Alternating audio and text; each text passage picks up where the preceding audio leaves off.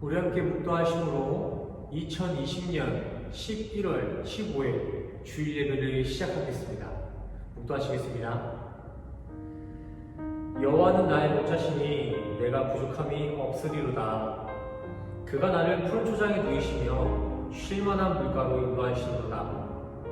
내 영혼을 소생시키시고 자기 이름을 위하여 의의 길로 인도하시리로다. 내가 사망의 음침한 골짜기로 들릴지라도 해를 두려워하지 않는 것은 주께서 나와 함께 하시니라. 주의 지팡이와 막대기가 나를 안위하시나이다. 주께서 내 원수의 목전에서 내게 상을 베푸시고 기름으로 내 머리에 바르셨으니 내 잔이 넘치나이다. 나의 평생의 선하심과 인자하심이 정녕 나를 따르리니 내가 여호와의 집에 영원히 거하리로다. 아멘. 함께 기도하시겠습니다. 사랑과 은혜가 많으신 하나님 아버지, 이 시간 주님의 말씀을 보기 원합니다. 우리 가운데 지혜와 멍처를 더하셔서 생명의 양식된 말씀을 우리의 마음의 밭에 잘 품어낼 수 있도록 도우시고 인도하여 주시옵소서. 모든 순서를 주님께 맡깁니다. 함께 해주실 것을 믿사오며 예수 그리스도의 이름으로 기도드렸습니다. 아멘. 할렐루야. 오늘 함께 보실 본문 말씀은 요한복음 15장 1절에서 8절 말씀 되겠습니다. 나는 참 포도나무요 내 아버지는 농부라. 무릇 내게 붙어있어 열매를 맺지 아니하는 가지는 아버지께서 그것을 제거해 버리시고 무릇 열매를 맺는 가지는 더 열매를 맺게 하려 그것을 깨끗하게 하시느니라.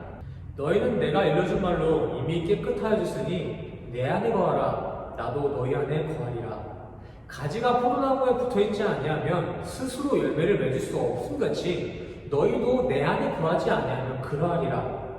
나는 포도나무요 너희는 가지라. 그가 내 안에 내가 그 안에 거하면 사람이 열매를 많이 맺나니 나를 떠나서는 너희가 아무것도 할 수 없음이라. 사람이 내 안에 거하지 아니하면 가지처럼 밖에 버려져 마르니 사람들이 그것을 모아다가 불에 던져 사르느니라.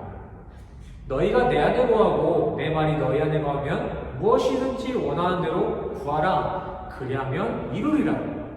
너희가 열매를 많이 맺으면 내 아버지께서 영광을 받을 것이요 너희는 내 제자가 되리라. 아멘. 오늘 함께 읽어보신 이 말씀은 모두가 잘 아시다시피 예수님의 포도나무 비유 이야기입니다. 이 포도나무 비유를 연구 해석하는 데는 참 여러가지 방법들이 있습니다. 그러기에 그 여러가지 방법뿐만이 아니라 견해 그리고 뒤따라오는 오해들 또한 참 많은 구절입니다. 그 오해의 대표적으로 알미니안들은 주어진 구원이 때론 소멸되기도 한다는 그러한 궤변을 이렇게 주장할 때 이 말씀을 참 많이 인용합니다. 하지만 그들의 주장과는 달리 오늘 이 비유의 말씀은 잘하면 복주고 못하면 태워 죽인다 라는 그런 내용이 아닙니다.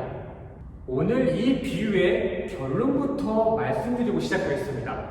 오늘 포도나무의 비유, 이 비유의 결론은 멸망을 심판하신 것이 아니라 끝까지 성도의 구원을 지켜내시는 주님의 성실하신 돌보심, 이것이 오늘 비유의 결론입니다. 오늘은 이 비유 속에서의 그 결론, 여호와의 돌보심, 성실하심이 어떻게 나타나고 있는지 한번 살펴보도록 하겠습니다. 우리가 이를 살펴보기 전에 먼저 이 포도나무의 비유의 대상이 지금 누구를 가리키고 있는지 한번 알아볼 필요가 있습니다. 질문하겠습니다. 오늘 이 포도나무의 비유, 이 비유의 대상이 누구인지 알고 계신가요? 네, 오늘 이 포도나무 비유의 대상은 13장에서 유다가 그 방을 빠져나간 뒤 이제 남아있는 11명의 사도들이 오늘의 비유의 대상이 됩니다. 여기서 우리가 알아야 될 것은 오늘 이 비유의 대상이 그저 11명의 사도였다 이 정도가 아니라 혼합된 청중이 아닌 이방인이 섞이지 아니한 믿는 자들을 대상으로 한 예수님의 비유였다라는 것을 우리는 알 수 있어야 합니다. 그리하여 오늘 5절 말씀부터 나오는 그 포도나무의 가지는 모든 인류를 대상하고 있는 것이 아니라 너의 예수님 앞에 있었던 11 사도들이자 연합의 성도들을 심벌하고 있는 것입니다. 그냥 가볍게 교회를 출석하는 그러한 신도가 아니라 우리의 삶 가운데 말씀이 관통되어 그 진리와 연결되어진 크리스찬이 오늘 이 비유의 대상이며 가지라는 것입니다. 이렇게 포도나무의 가지는 성도를 뜻한다는 것을 우리는 알게 되었고, 그 다음에 나오는 포도나무와 농부는 그러면은 무엇을 심벌하고 있는 걸까요? 말씀을 보시겠습니다. 말씀을 보시면 먼저 1절에 포도나무 앞에 참이라는 형용사가 쓰여지고 있다는 것을 우리는 먼저 발견할 수 있을 것입니다.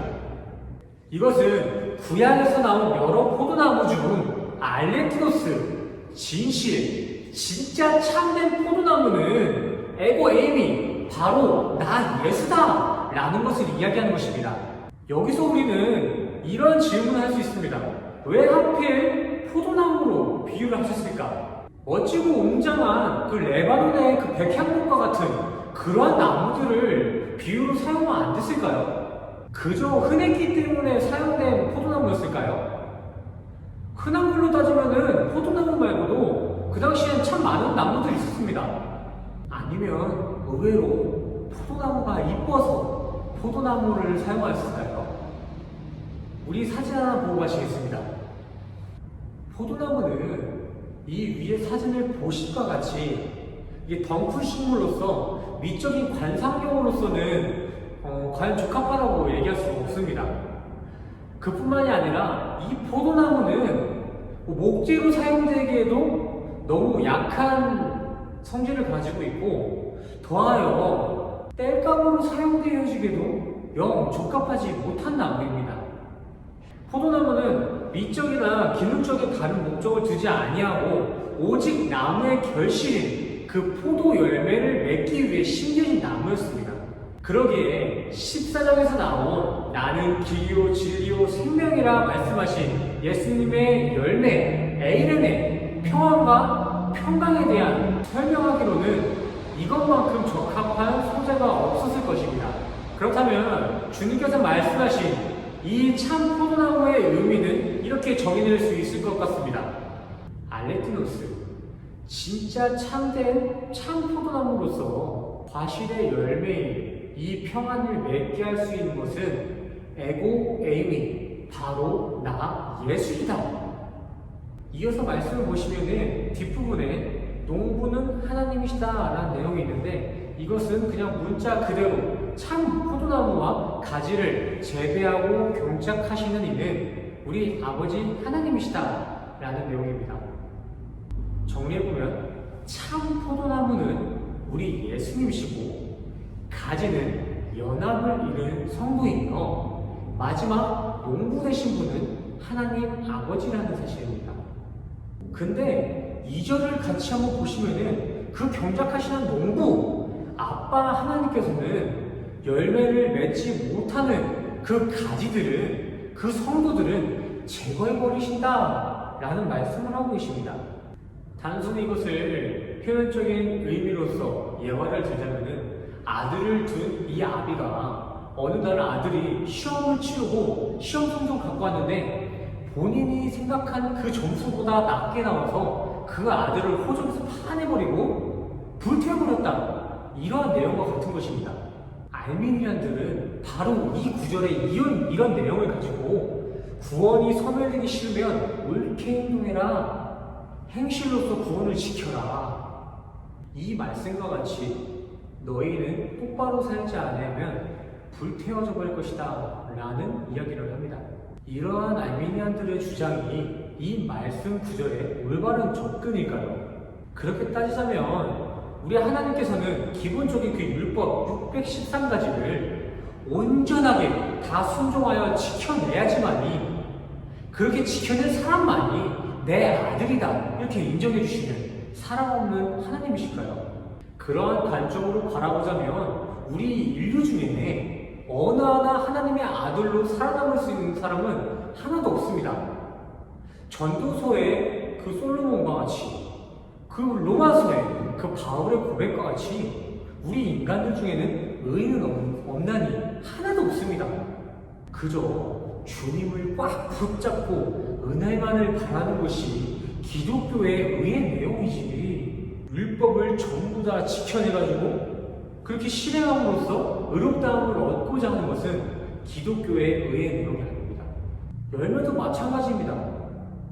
이 구절에서 말하고 있는 그 열매는 인간으로부터 나오는 그 자력의 열심에 대한 그 결실이 아니라 주님을 영접해 은혜를 알게 된 이들이 철저히 자기 부인의 그 순종을 내놓는 것, 그것이 하나님이 바라고 계시는 우리 성도들이 맺어야 할 열매입니다. 제가 앞서서 서두에 말씀드린 바와 같이 오늘 이 비유의 결론은, 이 요점은 멸망이 아니라 끝까지 우리를 구원으로 지켜내신 그분의 성실한 돌보심입니다. 그렇다면 여기 적혀있는 저 제거해버린다는 부분은 단순한 성경의 오류일까요? 아닙니다. 편의를 위한 번역 작업 가운데 다른 시각으로 보는 그 해석의 차이일 뿐 성경 자체에는 오류가 있을 수가 없습니다. 문제의 단어, 이 제거해버리다 라는 이 단어를 원문에서 살펴보시면 헬라어 아이로라는 단어를 사용하는데, 이 아이로는 제거하다 뿐만이 아니라 들어 올리다 라는 의미도 가지고 있습니다. 근데 이 들어 올리다라는 의미가 지금 여기 그 문맥 가운데, 신앙의 유비 가운데는 더 적합하게 사용되어질 것 같습니다. 다른 구절에서도 이 아이로라는 단어가 참 많이 사용되어지는데 대부분이 다 들어 올리다, 리프터, 이러한 의미로서 사용되어집니다. 손을 들어 올리다, 눈을 들다, 소리를 높이다, 이럴 때 사용되는 게 아이로입니다. 간단히 정리해보면은 여기에 제거하다로 나온 이 아이로는 제거하다라기보다는 들어 올리다라는 의미로서 이 비유를 해석해 나가시는 것이 조금 더 맞는 방법일 것 같습니다. 그렇다면 여기서 나오는 아이로, 들어 올리다는 무엇을 의미하고 있는 것일까요? 말 그대로 주어진 그 가지를 들어 올리다라는 의미를 가진 것입니다. 제가 살고 있는 그 한국 집에는 작은 마당이 있고 그 작은 마당에는 포도나무가 재배되어지고 있습니다. 그래서 저는 옛날부터 포도나무 재배의 과정을 눈으로써 봐왔기 때문에 이 들어 올림의 과정이 무엇을 의미하는지 금방 이해할 수 있었던 것 같습니다. 포도나무는 덩쿨 식물이기 때문에 그 가지들을 미리 고정하고 세워줄 수 있는 장치가 준비되지 아니하고 방치되어 재배가 된다면은 그 가지들은 바닥에서 이리저리 꼬이며 제대로 된 발달을 이뤄낼 수가 없습니다. 뿐만 아니라 이렇게 땅에 방치되어서 자라는 그 가지들은 그 사이사이 곰팡이가 피기도 하고 병충해에 심각하게 노출되기 십상입니다. 이때 이렇게 병충해에 노출되어 있는 포도나무 가지를 살려내는 것이 아이로의 들어 올림입니다. 이렇게 경작자의 도움을 통해 올려진 포도나무는 햇빛의 영향을 받아 살균 처리가 됩니다. 그래서 그 사이사이에 껴있던 곰팡이는 물론이고 여러 가지 병충해들의 그 방해로부터 해방될 수가 있어요. 이와 같이 그 이전의 내용은 경작자, 농부이신 하나님께서는 못난 가지는 소멸시킨다 라는 내용이 아니라 하나님은 그의 성실하신 돌보심으로써 못난 가지, 곰팡이진 그 가지 또한 온전하게 돌보심으로 열매 맺게 하신다 라는 내용입니다. 이러한 성경적인 접근 방법이 좀 생소하실 수 있겠지만 이렇게 성경을 바라보시는 관점이 맞는 것입니다. 아무런 고민도 연구도 없이 문자주의를 신봉하는 것은 하나님의 성실하심을 이렇게 처단하심으로써 오해하게 만들기도 하고, 때로는 구원의 진리를 흔들어 놓기도 합니다. 우리 성도님들은 보이는 그 문자 그대로 따라가는 것이 아니라 어떠한 것이 하나님의 진리의 말씀인지 연구하고 기도로서 응답받으시는 우리 모든 성도님 되시기를 간절히 소원합니다. 자, 2절을 이어서 읽어보시면 뒷부분에는 깨끗하게 하신다는 내용이 나오는데 이것은 가지치기의 의미로도 설명될 수 있고 그 문자 자체의 깨끗함, 그 클리닝의 의미로도 해석되어질 수도 있습니다. 하지만 이 구절의 중점은 어떠한 해석 방법이 맞냐 이것이 아니라 이 둘 다 이 구절 자체는 정결케 하심을 뜻하고 있다는 것입니다. 하나님의 정결케 하심. 그렇다면 농부이신 하나님께서는 무엇으로 우리 이 가지를 정결케 하실까요? 네, 3절 말씀을 보시면 알 수 있다시피 가지치기나 깨끗하게 하심, 그 정결케 하심은 로고스, 예수님의 말, 하나님의 말씀으로 이루어집니다. 정리해 보자면 경작자이신 아버지 하나님은 나무 가운데 자라나는 불순물의 가지, 그 에고의 주장을 말씀으로 깨끗하게 닦아주시며 열매를 맺을 가지를 위해서는 영양 공급에 방해를 하며 열매 맺지 못하게 하는 그 가지들의 자기 드러냄들은 말씀으로 제거해 내신다라는 내용입니다. 이러한 내용을 가지고 예수님께서는 4절에서 내 안에 거하라 이러한 명령을 선포하십니다. 내 안에 거하라, 메노. 이 단어는 15장 안에서만 여러 형태로 11번이나 쓰여집니다. 근데 이 메노에 거하다라는 것은 우리가 알아야 될 것이 그냥 잠깐 있다가 떠나감, 이러한 거함이 아닙니다. 영구적인 상태로서 그 자리에 머금을 뜻하는 그러한 동사입니다. 성령님께서 우리를 찾아오시면 왔다가 갔다가 이게 들락날락 하시는 게 아니라 평생을 우리와 함께 하시며 불을 품어내시는 그 성령님의 모습과 같이 말입니다. 이렇게 메노, 영원히 거하라, 연합하라. 그리하면 5절, 열매를 많이 맺을 것이다. 그러나 내 안에 거하지 않으면 아무것도 할 수 없다라고 말씀하십니다. 우선 여기서 나오는 이 열매는 앞서 말씀드린 바와 같이 행위의 보상이 아니라 나의 무력함을 인지하고 주님의 도움만을 의지하는 그 순종의 자기 부인의 열매를 말하고 있는 것입니다. 이 열매의 내용은 8절까지 이어져서 하나님의 영광이 되며 제자가 되는 중요한 매개체로 사용되어집니다. 말씀과 같이 자아의 에고가 비어질 때 비로소 하나님을 전적으로 의지하는 제자가 될 수 있는 것이며 더하여 우리가 말씀으로 깨끗해짐으로 나의 무능과 무지를 의식할 때 비로소 하나님의 영광이 우리 가운데 자각되고 격발되는 것입니다. 5절 후반부도 계속해서 이와 상응하는 이야기로 이어집니다. 나를 떠나서는 너희는 아무것도 할 수 없다. 예수와의 연합이 없으면 아무것도 할 수 없다는 것이겠죠. 그러나 아이러니하게도 예수를 믿지 아니하는 연합이 없는 이들도 교회에서 여러 가지 헌신과 봉사를 이뤄내고 있습니다. 더하여 신천지 사람들은 지나가는 행인들에게 더운 날씨가 힘들 것이니 시원한 차를 대접하기도 하고요. 커다란 파라솔을 준비해서 그늘을 만들어주기까지 합니다. 정말 열심히 해요. 그러나 이 구절은 이런 표면적인 드러나는 일을 두고 예수님께서 하신 말씀이 아닙니다. 예수님께서는 행위가 아닌 앞서 얘기한 그 순종의 열매, 자기 부인의 열매를 맺는 데에는 우리 인간 스스로가 할 수 있는 것이 하나도 없다라는 말씀을 하신 것입니다. 그렇다고 또 헌신 봉사가 열매 맺지 못하는 헛된 일이다라고 이렇게 오해하시고 단정시키시면 안 됩니다. 헌신과 봉사라는 부분은 교회가 세워져 가고 이 교제가 계속해서 이루어질 수 있도록 이렇게 옆에서 서포트해주는 너무나 중요하고 필요한 일들입니다.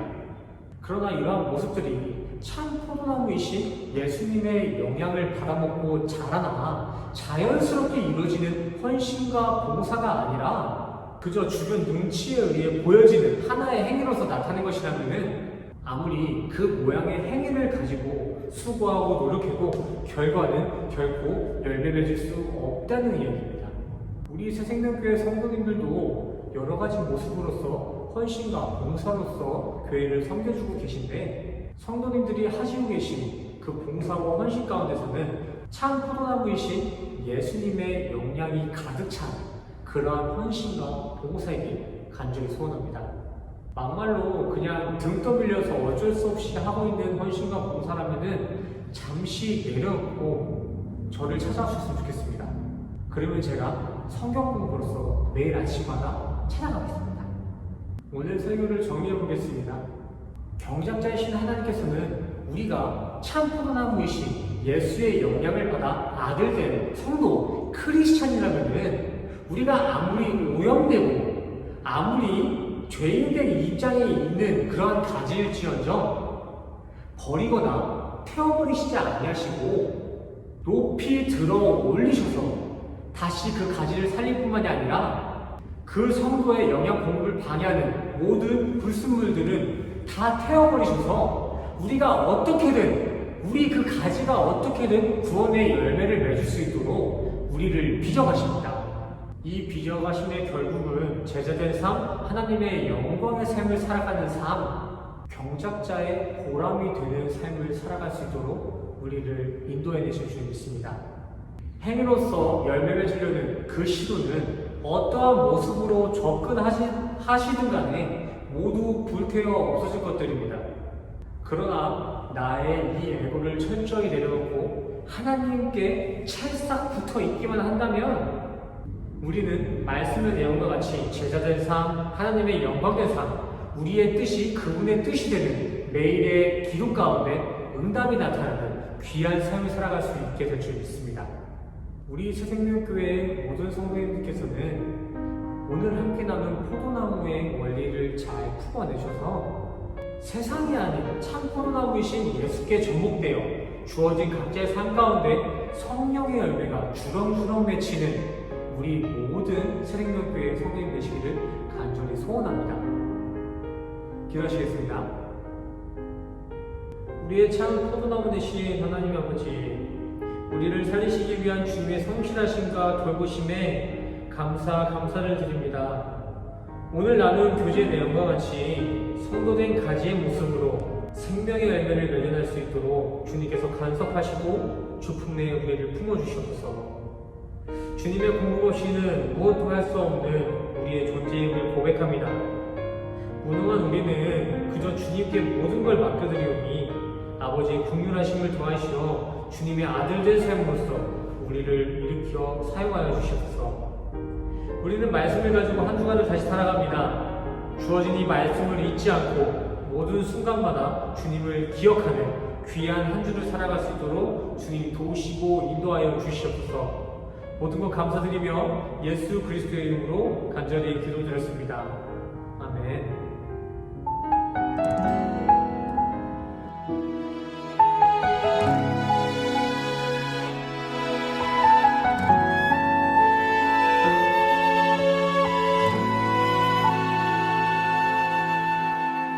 이 세상을 살아가는 동안에 나의 힘을 의지할 수 없으니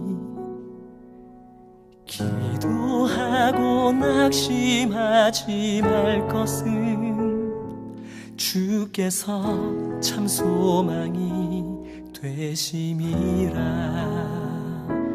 하나님의 꿈이 나의 비전이 되고 예수님의 성품이 나의 인격이 되고 성령님의 권능이 나의 능력이 되길 원하고 바라고 기도합니다.